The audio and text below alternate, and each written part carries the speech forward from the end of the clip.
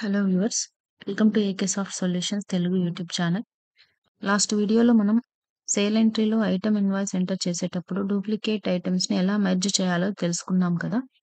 ఈ వీడియోలో మనం సీరియల్ నెంబర్ వైజ్ ఐటమ్ని ఎలా ఎంటర్ చేయాలో చూద్దాం. ఇది టాలీ ప్రైమ్లో డిఫాల్ట్గా ఆప్షన్ అవైలబుల్ ఉండదు.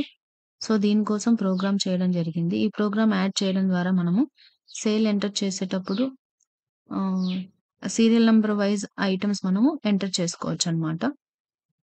మీరు కనుక మా ఛానల్ని చూస్తున్నట్లయితే ఇలాంటి వీడియోస్ కోసం మా ఛానల్ని సబ్స్క్రైబ్ చేసుకోండి ఫ్రెండ్స్.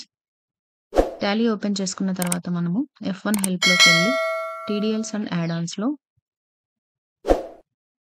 మేనేజ్ టీడీఎల్స్, ఇక్కడ మనం ఫైల్ అనేది లోడ్ చేసుకోవాలి. సో ఈ ఫైల్ లోడ్ చేసుకున్న తర్వాత మనకు సేల్ ఎంట్రీలో మనం చూసినట్లయితే సీరియల్ నెంబర్ వైజ్ మనకు బిల్స్ అనేది ఎంటర్ అవ్వడం, ఐటమ్స్ అనేది ఎంటర్ అవ్వడం జరుగుతుంది.